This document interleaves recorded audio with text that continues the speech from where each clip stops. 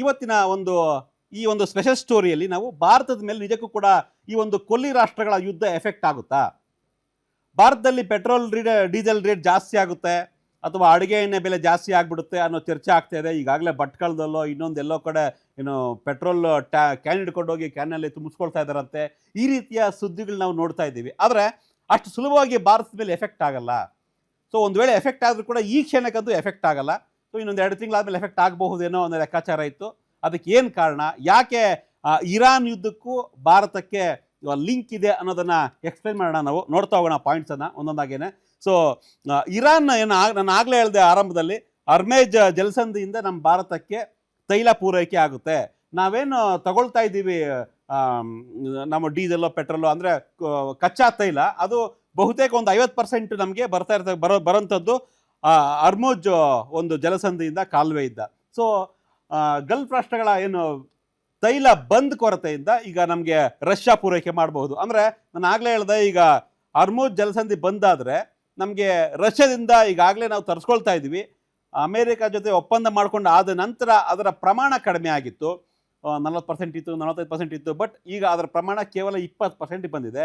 So ಈಗ ಒಂದು ವೇಳೆ ಈ ಒಂದು ಹರ್ಮುಜ್ ಜಲಸಂಧಿ ಬಂದಾದರೆ ನಮಗೆ ರಷ್ಯಾ ಸಪೋರ್ಟಿಗೆ ಬರುತ್ತೆ. ರಷ್ಯಾ ಈಗಾಗಲೇ ಹೇಳಿದೆ, ಡೋಂಟ್ ವರಿ, ನಾವು ನಿಮಗೆ ತೈಲ ಕೊಡ್ತೀವಿ ಅಂತ. ಸೊ ಹಾಗಾಗಿ ಭಾರತ 40% ರಷ್ಯಾದಿಂದ ಈ ಒಂದು ತೈಲವನ್ನು ತೆಗೆದುಕೊಳ್ಬೋದು.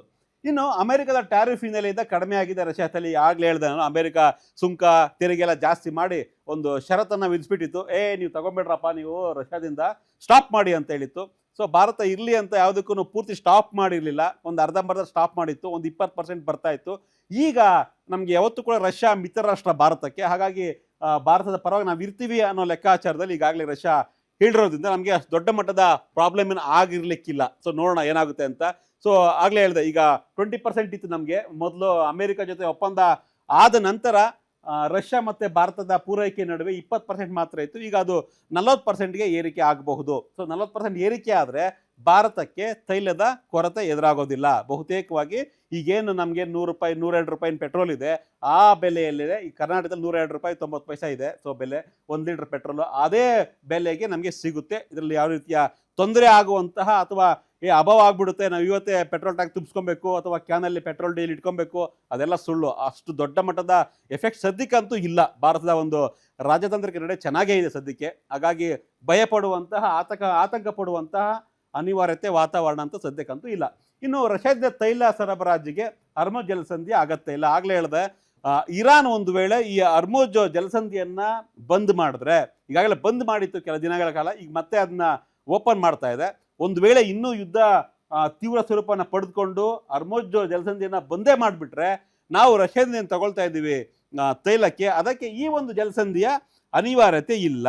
ಯಾಕಂದರೆ ನಾವು ಬೇರೆ ಬೇರೆ 3 ಮಾರ್ಗಗಳಿದ್ದಾವೆ. ರಷ್ಯಾದಿಂದ ನಾವು 3 ಮಾರ್ಗಗಳಿಂದ ನಾವು ತೈಲವನ್ನು ತರಿಸ್ಕೊಳ್ಬಹುದು. ಹಾಗಾಗಿ ಆ ಒಂದು 3 ಮಾರ್ಗಗಳಿಂದ ನಾವು ತೈಲವನ್ನು ಭಾರತಕ್ಕೆ ತರಿಸ್ಕೊಬೋದು. ಅದು ವಿಶಾಖಪಟ್ಟಣಂಗೆ ಬರುತ್ತೆ ಡೈರೆಕ್ಟಾಗಿ. ಹಾಗಾಗಿ ಹರ್ಮುಜ್ ಬಂದಾದರೂ ಕೂಡ ನಮಗೆ ತೊಂದರೆ ಏನು ಆಗೋದಿಲ್ಲ. ಇನ್ನು ಅಮೇರಿಕಾದಿಂದಲೂ ಕೂಡ ಭಾರತಕ್ಕೆ 30 ದಿನಗಳ ವಿನಾಯಿತಿ ಸಿಗಬಹುದು ಅನ್ನೋ ಲೆಕ್ಕಾಚಾರ ಇದೆ. ಸೊ ಅಂದರೆ ಈಗೇನು ಯುದ್ಧ ಆಗ್ಬಿಟ್ರೆ, ಇನ್ನು ದೊಡ್ಡ ಮಟ್ಟದಲ್ಲಿ ಯುದ್ಧ ಆಗ್ಬಿಟ್ರೆ ಇರಾನ್ನಿಂದ ಬರಲ್ಲ ನಮಗೆ. ಆವಾಗ ಏನಪ್ಪ ಮಾಡೋದು, ಆರ್ಥಿಕ ಸಮಸ್ಯೆ ಆಗಬಹುದು ಅಂತ. ಹಾಗಾಗಿ ರಷ್ಯಾದಿಂದ ನಾವು ಆಯಿಲನ್ನು ಪೂರೈಕೆ ಮಾಡ್ಕೊಳ್ಳೋದಕ್ಕೆ ಅಮೆರಿಕ ಕೂಡ ಇದರಲ್ಲಿ ವಿನಾಯಿತಿಯನ್ನು ಕೊಡುತ್ತೆ. ಹಾಗಾಗಿ ನೋ ವರಿ, ಡೋಂಟ್ ವರಿ, ತಲೆ ಕೆಡ್ಕೊಳ್ಳೋ ಅಗತ್ಯ ಇಲ್ಲ ಅನ್ನೋ ಲೆಕ್ಕಾಚಾರ ಇದೆ. ಇನ್ನು ಭಾರತ ರಷ್ಯಾ ವ್ಯಾಪಾರಕ್ಕೆ ಅಮೆರಿಕ ಒಪ್ಪಿಗೆಯನ್ನು ಈ ಹಿಂದೆ ಕಾಂಗ್ರೆಸ್ ಟೀಕೆಯನ್ನು ವ್ಯಕ್ತಪಡಿಸಿತ್ತು. ಅಂದರೆ ನಾವೇನು ನಮ್ಮ ಮೇಲೆ 50% ಹಾಕ್ತೀವಿ ಅಂದರು, ಆಮೇಲೆ 18% ಬಂತು ಟ್ಯಾಕ್ಸು. ಅಮೆರಿಕ ಭಾರತದ ಮೇಲೆ ಆಗ್ತಾ ಇರ್ತಕ್ಕಂಥ ಟ್ಯಾಕ್ಸು ಈಗ 15% ಇದೆ. 15% ಅಲ್ಲಿನ ಸುಪ್ರೀಂ ಕೋರ್ಟೇ, ಅಂದರೆ ಅಮೆರಿಕದ ಕೋರ್ಟೇ ಟ್ರಂಪ್ ವಿರುದ್ಧ ಆಕ್ರೋಶವನ್ನು ವ್ಯಕ್ತಪಡಿಸಿ ಅದು 18% ಇದೆ ಟ್ಯಾಕ್ಸನ್ನು 15%ಗೆ ಇಳಿಸ್ತು. ಹಾಗಾಗಿ ಇವತ್ತು ನಮಗೆ ಯೂಸ್ ಆಗ್ತಾ ಇದೆ. ಇದು ರಷ್ಯಾದಿಂದ ನಮಗೆ ತೈಲ ತಗೊಳ್ತೀವಿ, ಅದು ಒಂದು ಲೆಕ್ಕದಲ್ಲಿ ಅಮೆರಿಕದಿಂದ ಯೂಸ್ ಆಗುತ್ತೆ, ರಷ್ಯಾದಿಂದ ಕೂಡ ನಮಗೆ ಲಾಭ ಆಗಬಹುದು. ಸೊ ಅದನ್ನೇ ಭಾರತಕ್ಕೆ ಲಾಭವಾಗುವುದೇ ಮುಖ್ಯ ಅಂತ BJP ಕಾಂಗ್ರೆಸ್ನ ಒಂದು ಆರೋಪಕ್ಕೆ ತಿರುಗೇಟನ್ನು ಕೊಟ್ಟಿತ್ತು. ಸೊ ಅದರ ಒಂದು ಲಾಭ ಇಂತಹ ಸನ್ನಿವೇಶದಲ್ಲಿ ಆಗುತ್ತೆ ಅನ್ನೋದು ಒಂದು ರೀತಿ ಗುಡ್ ನ್ಯೂಸ್ ಅಂತಲೇ ಹೇಳ್ಬೋದು.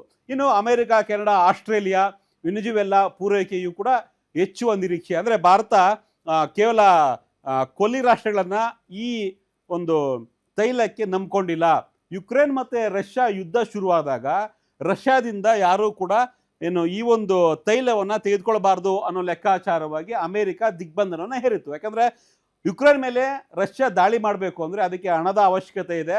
ಹಣ ಬೇಕು ಅಂದರೆ ತೈಲ ಮಾರಾಟ ಮಾಡಬೇಕು ರಷ್ಯಾ. ಹಾಗಾಗಿ ಈ ಯುದ್ಧ ಸ್ಟಾಪ್ ಮಾಡಬೇಕು ಅಂದರೆ ಯಾರೂ ಕೂಡ ತೈಲವನ್ನು ತೆಗೆದುಕೊಳ್ಬಾರ್ದು ಅಂತ ಅಮೆರಿಕ ಹೇಳಿತ್ತು. ಬಟ್ ಅಮೆರಿಕದ ಒಂದು ಆದೇಶವನ್ನು ಪಕ್ಕಕ್ಕಿಟ್ಟು ಭಾರತ ತನಗೆ ಎಷ್ಟು ಬೇಕೋ ಅಷ್ಟು ಕಡಿಮೆ ರೇಟಲ್ಲಿ, ಅಂದರೆ ಗಲ್ಫ್ ರಾಷ್ಟ್ರಗಳಿಗಿಂತ ಸುಮಾರು 30% 40% ಕಡಿಮೆ ರೇಟಲ್ಲಿ ರಷ್ಯಾದಿಂದ ನಾವು ತೈಲವನ್ನು ತೆಗೆದುಕೊಂಡಿದ್ವಿ, ಸಂಗ್ರಹ ಕೂಡ ಮಾಡಿದ್ವಿ. ಹಾಗಾಗಿನೇ ಅಮೆರಿಕಾಗೆ ಒಂದು ರೀತಿ ಹೊಟ್ಟೆವರಿ, ಎಲ್ಲಿ ಭಾರತ ಕಡಿಮೆ ರೇಟಿಗೆ ತಗೊಳ್ತಾ ಇದೆ ಅಂತ. ಹಾಗಾಗಿನೇ ನಮ್ಮ ಮೇಲೆ ಸುಂಕ ಜಾಸ್ತಿ ಮಾಡಿ ರಷ್ಯಾನ ತಗೊಬಾರ್ದು ಅಂತೆಲ್ಲ ಸಿಕ್ಕಾಪಟ್ಟೆ ಒಂದು ಕಿರಿಕ್ ಮಾಡಿತ್ತು ಅಮೆರಿಕ. ಸೊ ಆದರೂ ಕೂಡ ಸಹಿಸ್ಕೊಂಡಿತ್ತು ಭಾರತ. ಅದರ ಒಂದು ಲಾಭ ಇವತ್ತು ನಾವು ಪಡ್ಕೊಳ್ತಾ ಇದ್ದೀವಿ. ಇನ್ನು ಭಾರತಕ್ಕೆ ಪ್ರತಿದಿನ ಗಲ್ಫ್ನಿಂದ 2.7 ಮಿಲಿಯನ್ ಬ್ಯಾರೆಲ್ ತೈಲ ಪೂರೈಕೆ ಆಗ್ತಾ ಇದೆ. ಸೊ ಇದು ಕಡಿಮೆ ಆಗಬಹುದು. ಈಗಿನ ಹರ್ಮುಜ್ ಜಲಸಂಧಿ ಬಂದಾದರೆ ಈ 2.7 ಮಿಲಿಯನ್ ಬ್ಯಾರೆಲ್ ಏನಿದೆ ಇದು ಕಡಿಮೆ ಆಗಬಹುದು. ಅಂದರೆ ನಮಗೆ ಆಲ್ಮೋಸ್ಟ್ 50% ತೈಲ ಅಲ್ಲಿಂದ ಬರುತ್ತೆ ಸದ್ಯಕ್ಕೆ ನಮಗೆ. ಸೊ ಅದು ಕಡಿಮೆ ಆಗಬಹುದು. ಇಲ್ಲಿ ಕಡಿಮೆ ಆದರೂ ಕೂಡ ಭಾರತ ಏನು ರಷ್ಯಾದಿಂದ ಈಗಾಗಲೇ 1.1 ಮಿಲಿಯನ್ ಬ್ಯಾರೆಲ್ ಕಚ್ಚಾ ತೈಲ ಜನವರಿಯಲ್ಲಿ ರಷ್ಯಾ ಭಾರತಕ್ಕೆ ಕೊಟ್ಟಿತ್ತು. ಫೆಬ್ರವರಿಯಲ್ಲಿ ಅದು 2 ಮಿಲಿಯನ್ ಬ್ಯಾರೆಲ್ ಆಗೋವಂಥ ಚಾನ್ಸಸ್ ಇದೆ. ಅಂದರೆ ಫೆಬ್ರವರಿ ನಾವು ತರಿಸ್ಕೊಂಡಿದ್ದೀವಿ ಅಂದರೆ 20%ಇಂದ 40% ಜಂಪ್ ಆಗುತ್ತೆ. ಅಂದರೆ 2 ಮಿಲಿಯನ್ ಬ್ಯಾರೆಲ್ ನಮಗೆ ರಷ್ಯಾದಿಂದ ಬಂತು ಅಂದರೆ ನಮಗೆ ಇಲ್ಲಿ 2.7 ಮಿಲಿಯನ್ ಬ್ಯಾರೆಲ್ ಏನು ಬರ್ತಾ ಇತ್ತು ಗಲ್ಫ್ ಕಂಟ್ರೀಸಿಂದ, ಅಲ್ಲಿ ಅರ್ಧ ಬಂದರೂ ಕೂಡ ನಮಗೆ ತೊಂದರೆ ಆಗೋದಿಲ್ಲ. ಹಾಗಾಗಿ ಭಾರತೀಯರು ಭಯಪಡುವಂತಹ ಅಗತ್ಯ ಇಲ್ಲ. ಇನ್ನು ಭಾರತದ ಅಡುಗೆಗಳಿಗೆ ಅಡ್ಡಿ ಮಾಡೋದಿಲ್ಲ ಅಂತ ಇದೆ ಇರಾನ್. ಎಸ್, ಯಾಕಂದರೆ ಇರಾನ್ ಮತ್ತು ಭಾರತದ ಇವತ್ತು ದೊಡ್ಡ ಮಟ್ಟದಲ್ಲಿ ಸ್ನೇಹ ಸಂಬಂಧ ಇಲ್ಲದೆ ಇರ್ಬೋದು, ಆದರೆ ಪರ್ಷಿಯಾ ಆಗಿದ್ದಾಗಲೂ ಕೂಡ ಭಾರತ ಮತ್ತು ಇರಾನ್ ನಡುವೆ ಸಂಬಂಧ ಚೆನ್ನಾಗೇ ಇದೆ. 1999ರಲ್ಲಿ ಆಗಿರ್ಬೋದು, 2001ರಲ್ಲಿ ಆಗಿರ್ಬೋದು, ಅಟಲ್ ಬಿಹಾರಿ ವಾಜಪೇಯಿ ಪ್ರಧಾನಿ ಆಗಿದ್ದಾಗ ಅವರು ಕೂಡ ಇರಾನ್ಗೆ ಹೋಗಿದ್ರು, ಮನಮೋಹನ್ ಸಿಂಗ್ ಕೂಡ ಇರಾನ್ಗೆ ಹೋಗಿದ್ರು, PV ನರಸಿಂಹರಾವ್ ಕೂಡ ಇರಾನ್ಗೆ ಹೋಗಿದ್ರು. ಇವರು ಅಂದರೆ ಭಾರತ ಪ್ರಧಾನಮಂತ್ರಿಗಳು ಎಲ್ಲರೂ ಕೂಡ ಇರಾನ್ಗೆ ಹೋಗಿ ತಮ್ಮ ವಿದೇಶಾಂಗ ನೀತಿಯನ್ನು ತುಂಬ ಸುಭದ್ರವಾಗಿ ಪಡಿಸ್ಕೊಂಡಿದ್ದಾರೆ. ಹಾಗಾಗಿ ಇರಾನ್, ಇಸ್ರೇಲ್ ಮತ್ತು ಅಮೆರಿಕ ಈ ಯುದ್ಧದಿಂದ ಭಾರತಕ್ಕೆ ನಷ್ಟ ಆಗ್ಬಿಡುತ್ತೆ, ನಮ್ಮಲ್ಲಿ ತುಂಬ ದೊಡ್ಡ ಮಟ್ಟದ ತೊಂದರೆ ಆಗುತ್ತೆ ಅಂತೇನು ಭಯ ಪಡ್ತಾ ಇದ್ದೀವಿ. ಸದ್ಯಕ್ಕೆ ಆ ಆತಂಕ ಇಲ್ಲ. ಸಹಜವಾಗಿಯೇ ಈಗ 7 ದಿನ 8 ದಿನ ಆಗೋಯ್ತು. ಸೊ ಇನ್ನೂ 10 ದಿನ ಆಗ್ಬೋದು, ಇನ್ನೂ 1 ತಿಂಗಳಾಗಬಹುದು ಈ ಯುದ್ಧದ ವಾತಾವರಣ ಅಂತಿದ್ದಾರೆ. ನೋಡೋಣ. 1 ತಿಂಗಳ ಮಟ್ಟಿಗೆ ತೊಂದರೆ ಇಲ್ಲ ಅಥವಾ 2 ತಿಂಗಳ ಮಟ್ಟಿಗೆ ತೊಂದರೆ ಇಲ್ಲ. ಈ ಯುದ್ಧ ತುಂಬ ದೊಡ್ಡ ಮಟ್ಟಿಗೆ ಆಗ್ಬಿಟ್ರೆ ಖಂಡಿತ ಭಾರತ ಅಲ್ಲ ಇಡೀ ವಿಶ್ವಕ್ಕೆ ತೊಂದರೆ ಇದೆ. ನೋಡೋಣ, ಆದಷ್ಟು ಬೇಗ ಈ ಒಂದು ಯುದ್ಧ ಮುಗಿಲಿ ಅಂತ ನಾವು ಕಾಯ್ತಿರೋಣ. ನಿಮ್ಮೂರಿನಿಂದ ವಿಶ್ವ ಮಟ್ಟದವರೆಗೆ ರಾಜಕೀಯ, ಸಿನಿಮಾ, ಸ್ಪೋರ್ಟ್ಸ್ ಯಾವ ಸುದ್ದಿಯೂ ಮಿಸ್ ಆಗಲ್ಲ. ಬರೀ ಸುದ್ದಿ ಅಷ್ಟೇ ಅಲ್ಲ, ಜೊತೆಯಲ್ಲೇ ಇರುತ್ತೆ ವಿಶ್ಲೇಷಣೆ. ಗ್ಯಾರಂಟಿ ನ್ಯೂಸ್ ನ ಸಬ್ಸ್ಕ್ರೈಬ್ ಮಾಡಿ, ಫಾಲೋ ಮಾಡಿ, ಕ್ಷಣ ಕ್ಷಣದ ಅಪ್ಡೇಟ್ಸ್ ಪಡೆಯಿರಿ.